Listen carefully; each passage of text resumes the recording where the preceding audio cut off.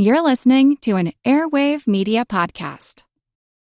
Today's show is brought to you by Vanguard. As we step into a new year, it's the perfect time for all the advisors listening to think about how to set up your clients for success. One way to do that is to level up your fixed income strategy. But bonds are tricky, the market is huge, rates shift, and risks hide in plain sight. That's why having a partner with scale and expertise matters. Vanguard brings both. You don't want a roller coaster ride for investors. Some managers are out there promising big returns, but they usually come with big risks. Vanguard takes a steadier approach. They don't go all in on risky bets. They focus on reliability. They focus on consistency. So, if you're looking to give your clients consistent results year in and year out, go see the record for yourself at Vanguard.com/audio. That's Vanguard.com/audio. All investing is subject to risk. Vanguard Marketing Corporation, distributor.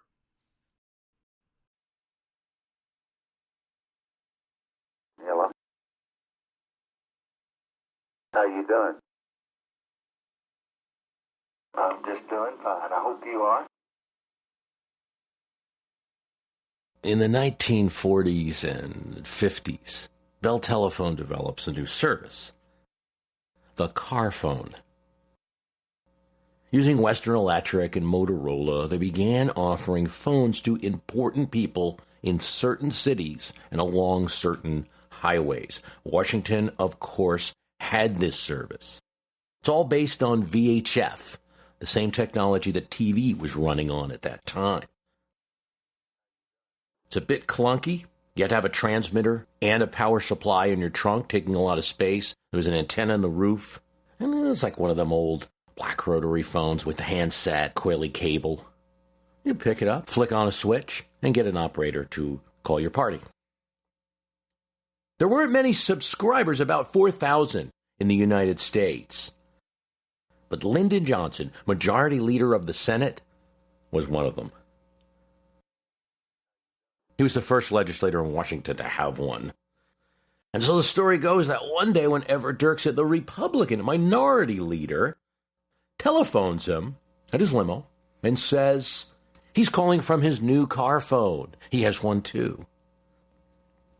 "Can you hold on a minute, Ev?" Johnson says. "My other phone is ringing." Lyndon Johnson stories, we could do a whole podcast of that. Someone could just do a cast out there. Lyndon Johnson stories. And maybe someone will. He liked to wow people. What we call today shock and awe was standard LBJ stuff. When he ran for office, when he ran for Senate in 1948, he did something a bit shocking involving the new technology at the time as well. He rented a helicopter. Big deal, right? A helicopter. Everyone flies around in those. But in 1948, this is a new device. Not that many in operation in civilian use at all. Now that he's running for the Senate, he could travel all over the state of Texas, hover the copter over a town. And it's kind of like an extra bit of advertising, before he even hops out, which he would to great acclaim because everyone knew there would be crowds coming to these ballparks where maybe a car with a bullhorn would say, "Come see Senate candidate Lyndon Johnson." He could just reach people. Let's say he was flying to one of his events and he saw a group of construction workers, an oil rig, a couple of farmers in a field. He could hover down and get close enough in the air to wave to them and say hello. In the cities of Texas, he landed in a big shopping center and then hop out. It was the attraction. It was actually a little dangerous. One of the models crashed the day after it had taken LBJ. But nonetheless, he survived, went on to win the Senate, a very close and controversial election. And the Johnson City Windmill, as it was called, helped him to win. Johnson did more. Needing his help for his Senate campaign, he decided to court business leaders. He voted for Taft-Hartley anti-union legislation. It limited the power of unions. He criticized unions himself. That is something the labor movement particularly George Meany of the AFL-CIO, would never forget. Although it may have helped him get to the Senate, it blemished his career thereafter. Lyndon Johnson is elected Senate Minority Leader after the Senate Majority Leader had been defeated in the sweep that Eisenhower would have over the country. Democrats would lose the Senate. Now the Minority Leader's job is open. LBJ had courted various senators, Southern senators. He had the support of Sam Rayburn over in the House, very influential. He's made Minority Leader. By 54, Democrats take the Senate back, and now he's the Majority Leader of the Senate. He works with Eisenhower. They craft legislation. When you hear about the achievements of Eisenhower's administration, the highway bills, the education bills, you have to keep in mind that it's because there's a cooperative effort between moderate Republicans, moderate Democrats, LBJ working with Eisenhower at the White House all the time.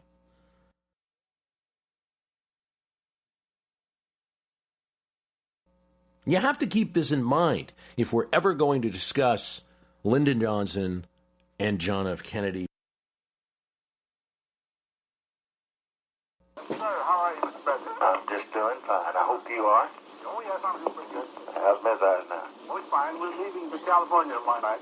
Lady Bird and I wanted to talk to you and tell you we just sure hope you could come to the inauguration, and if we could do anything to make arrangements. I thought we had personal friendship and admiration without agreeing on some political policy. And I'm certainly never going to say anything that would imply that kind of a thing about the administration you had. I know that. Well, we're in different parties, but we're for the same country, and we may have different approaches. I don't think many. I served under you 8 years, and I didn't find it very uncomfortable. I didn't find that I was very incompatible, and I found myself down there on the front row voting for your recommendations a good many times when Republican leaders were on the back row fighting them, and I find myself pretty comfortable with you, and I haven't ever found it necessary to say anything personal about you or anything about your program, and Lyndon Johnson is the one who is the most powerful Democrat of the 1950s. Johnson was the young man in the Democratic Party. You get to 1960, and if you're looking at who is going to likely get the presidential nomination, I mean, the party had run Adlai Stevenson, former governor of Illinois, twice. He's young, he's powerful, he has national cred, he's up there with Eisenhower. But something strange goes on, and this is a process that recently has been further illuminated with Robert Caro's latest book on Lyndon Johnson. There's delegates all over the country asking, are you going to run for president? And he doesn't flick the switch. Kennedy, meanwhile, comes to the Los Angeles Convention in 1960 with more than enough delegates. By the time Lyndon Johnson jumps into the race, and he has to do it giving an excuse that he's been busy being majority leader. And also, by the way, if you think I'm going to run for president to attack Eisenhower, you're mistaken. There's a little drama at the convention, but Kennedy beats him. LBJ's sad and bitter about it. So you'll often hear, Lyndon Johnson wanted the presidency, but I think it's much more complicated than that, because for someone who wanted the presidency so much, he really didn't run. Now, if you go with Robert Caro's thinking, it is that he was afraid of the failure. So if he ran, he was going to have to win, and he was afraid of losing that. And while Lyndon Johnson was a master of manipulating back rooms, of knowing how to get a senator's vote, running a national presidential campaign, raising all the money, getting all those delegates, was not something that he was as experienced with. He was afraid of the failure. That's Caro's take. But yet, here's the thing. He keeps saying during 1959 to 1960, he's not running for president. He's not running for president. The top Democrat, but not running for president. There's a book that journalists put together featuring profiles of the likely presidential candidates in 1960. And it does not include Lyndon Johnson. Lyndon Johnson complains to these journalists. But this is crazy. I mean, think about today. There's all this talk about, well, perhaps Elizabeth Warren will. There's a lot of people that are supporters and would like to see her run. She's made it adamantly clear that she's not running for president. And imagine if then in an article listed a couple candidates for the Democratic nomination, Hillary Clinton, Martin O'Malley, Joe Biden, just all these people, and Elizabeth Warren's not in it because she said she didn't want to run, and then she were to complain about that. And that's what happened with Lyndon Johnson. There's even a stranger episode that occurs. As we said, Lyndon Johnson is working with Eisenhower a lot. And Eisenhower's asked who he thinks will run for the Democratic nomination, who he thinks will run for president in 1960. He really can't name anyone serious. Eisenhower has a meeting with Johnson after that. Can't get a word out of him. He just gets one-word replies. Every time Eisenhower says something, Johnson just says, yeah, no, something like that, mutters. Eisenhower knows something wrong. He writes a letter to him, sort of apologizing, Eisenhower to LBJ. Finally, LBJ writes something back to the effect of, I really, wish I would have been on your mind as a candidate after we've worked together so much.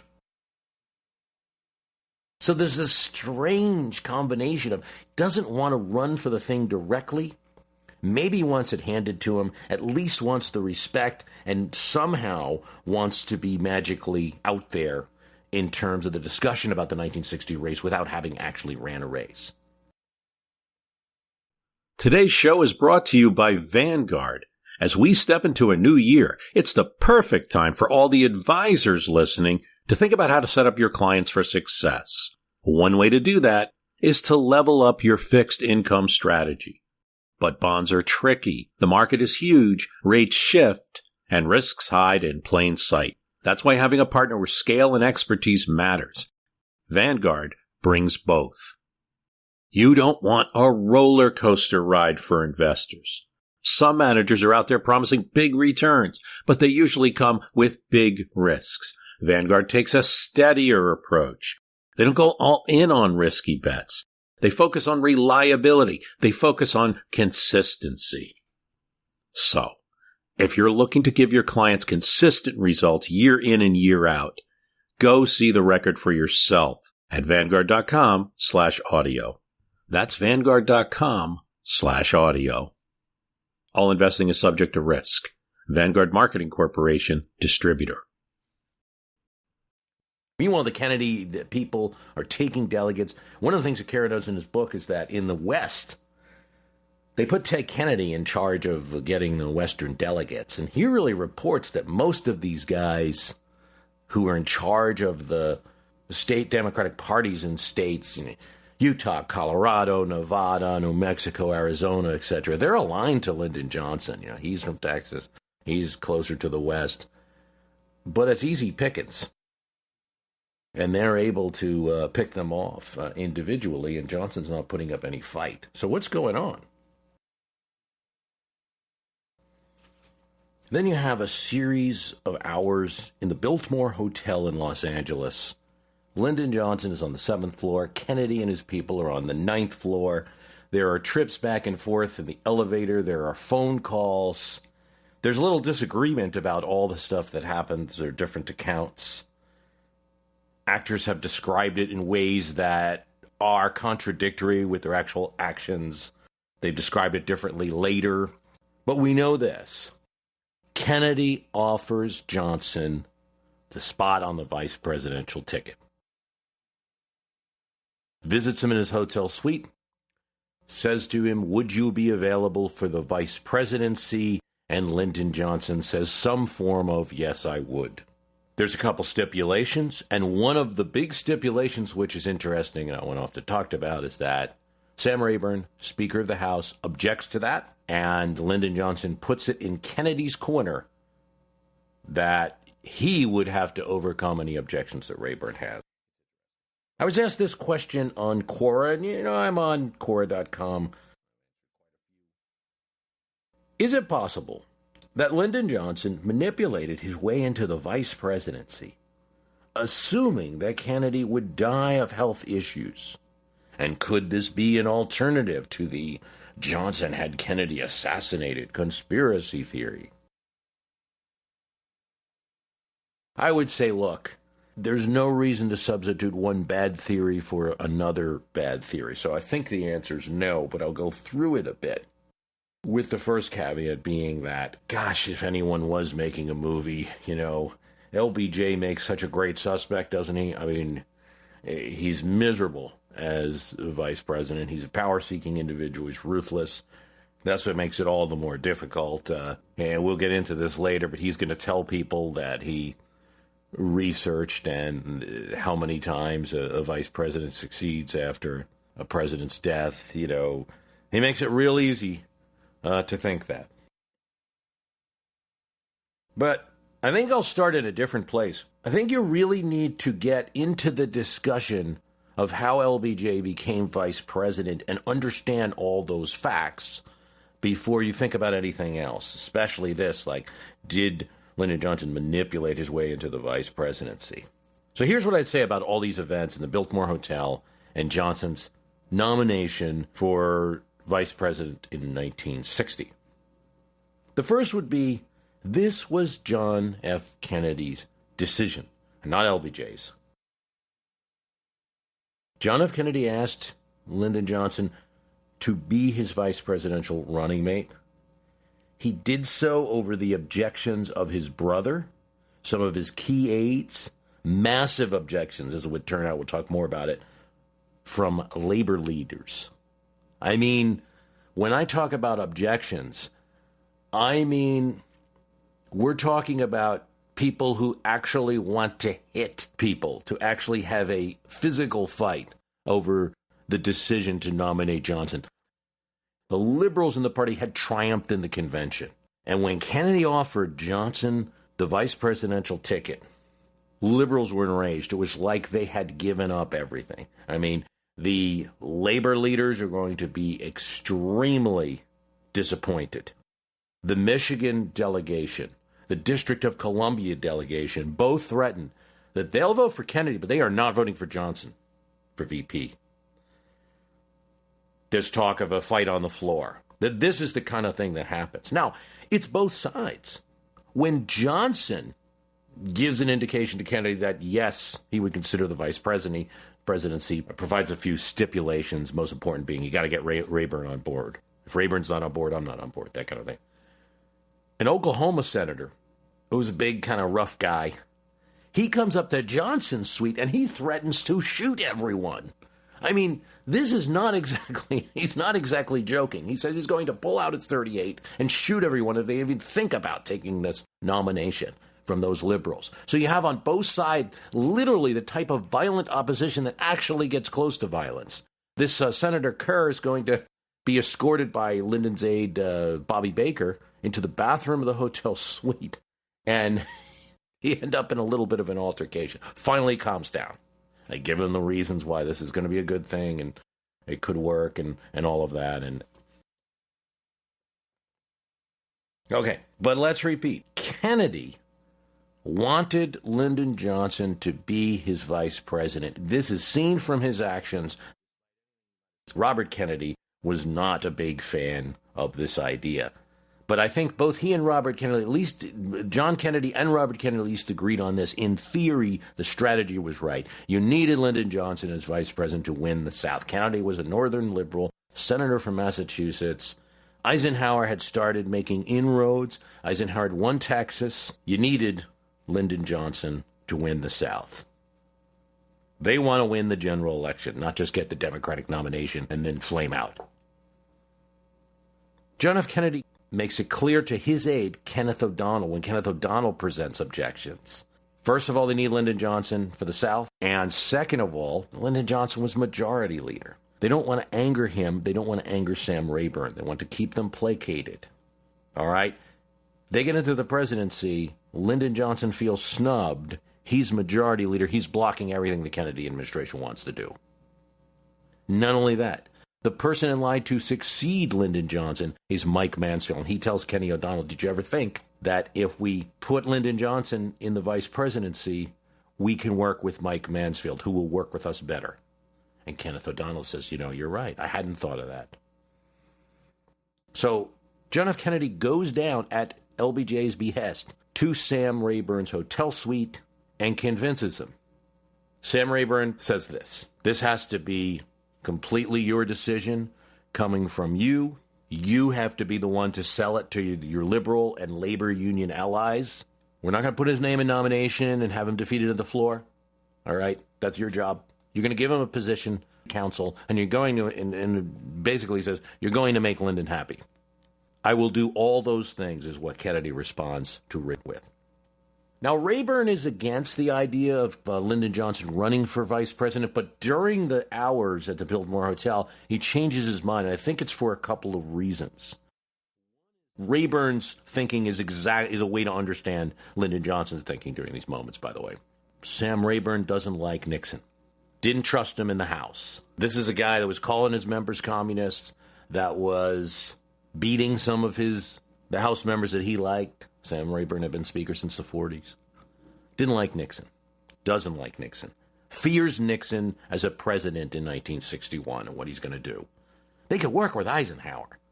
They're scared of Nixon. Wants to beat him. Lyndon Johnson can help beat Nixon. So that's one of his motivating reasons. The other is that with Eisenhower in the White House, a Republican, Lyndon Johnson in the Senate, a Democrat, he's a powerful figure. With Kennedy in the White House, a Democrat, Lyndon Johnson, as majority leader, is merely going to be doing the bidding of the White House in most cases. And he's not going to be the head of the Democratic Party anymore, the key figure in the Democratic Party or anything like that. He's not going to be driving legislation anymore. That's going to be coming from the White House. Sure, there can be conflicts. Sure, he can interfere with things. Sure, he has a role. But he's not going to have the same role that he had in 1959. That is crucial to both Rayburn, a person who understands power, and Lyndon Johnson's thinking at the time as to why he would possibly accept this office of the vice presidency. Okay? Now, I've digressed a bit, but the main point is that when Kennedy goes down to reassure Sam Rayburn, when he reassures Kenneth O'Donnell, and later, and in all the communications he has with Rayburn and Lyndon Johnson, he wants Lyndon Johnson to be his vice president. This is Kennedy's choice, not Lyndon Johnson's to manipulate. Another point to make. Lyndon Johnson did not have a long period of time to make this decision about the vice presidency. There's a few hours between these rooms in the hotel. The vice presidency of 1960 was already not the vice presidency of old times, and everybody in the rooms knew it. After World War II, it had grown already by the time LBJ makes its decision. Truman gave Alvin Barkley far more of a profile. He's on the National Security Committee. Nixon was also on the National Security Committee, high-profile vice president, going on trips, meeting with Khrushchev, having that famous kitchen debate directly with the Russian leader, running cabinet meetings during Eisenhower's stroke. So the vice presidency is something more than it was. Related to that, I think LBJ thinks in 1960, accepting this and leaving the majority leader position, that he can still retain power over the body that he had power over, the Senate.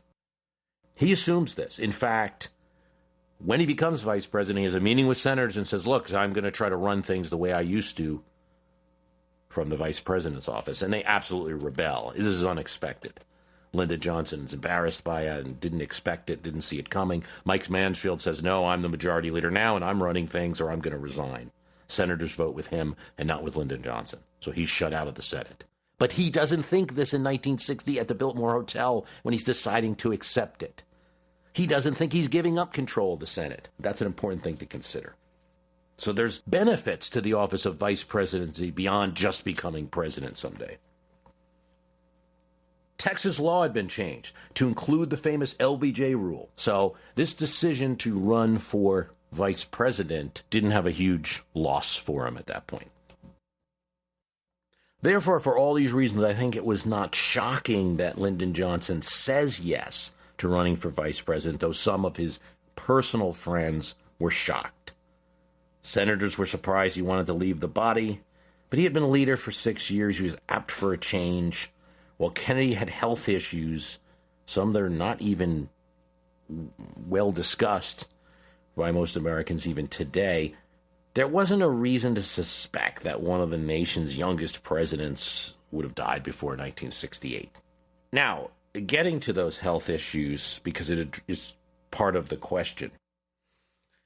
Kennedy had Addison's disease. It's a malfunction of the kidneys. It's extremely serious. A lot of people, even today, think that aren't aware that Kennedy often used crutches, got to bed early, woke up late, would read his briefing papers in bed, had special pools built into the White House because of the extreme back pain. But the health condition of John F. Kennedy as president, or as a presidential candidate in 1960, was not that when he was a sickly-looking congressman in the late 1940s, because there had been a treatment developed, and the treatment is essentially the use of cortisone. And it was found that cortisone could help replace what the kidneys weren't producing.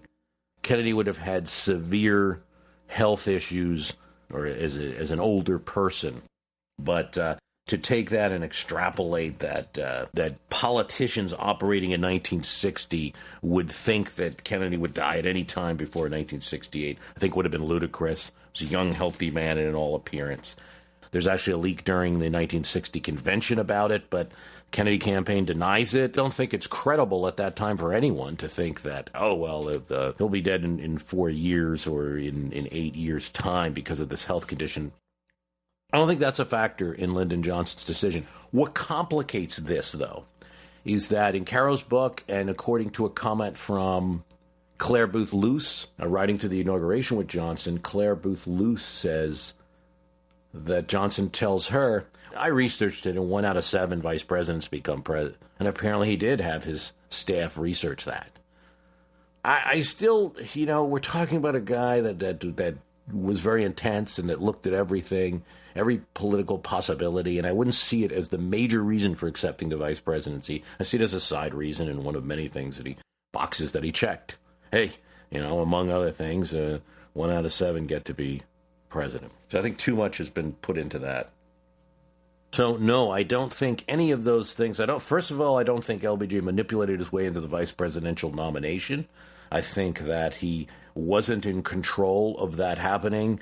It was the best possible strategic move for John Kennedy running for president, to pick Lyndon Johnson, carry the South. And for Lyndon Johnson, there were real, tangible political benefits at that time to running for vice president. Most notably, and this is the thing that they tell that angry Oklahoma senator, look, it's going to be Kennedy Johnson. Johnson is still running for Senate in Texas. If Kennedy loses this election, it's going to be Johnson the next year, in 4 years. And that's one of the key motivators to run. Might have it in the back of his mind that in 8 years he can still run. Lyndon Johnson, he dies when he's 63, and still not talking about an extremely old person. He's seen that way, I think, because of his appearance. Anybody looks old compared to Kennedy. So I think thinking about 1968 is a viable reason as well. We don't have to assign all these weird and complicated conspiracy theories that just don't seem very likely, in my opinion.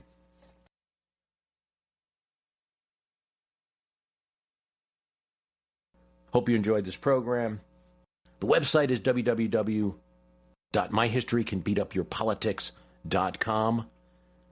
Encouraging those who can to donate. Suggest a donation of $25 at this point. You'll get the archive. I'll send you a URL where you can access all the past episodes, or most of them, to 2006. And if you do like the program, you can help a lot by telling someone about it. iTunes comments, reviews are helpful. Stitcher comments and reviews are helpful. Favorite us on Stitcher. Tweet about us. My Twitter is @myhist, MYHIST. Put a note on your blog.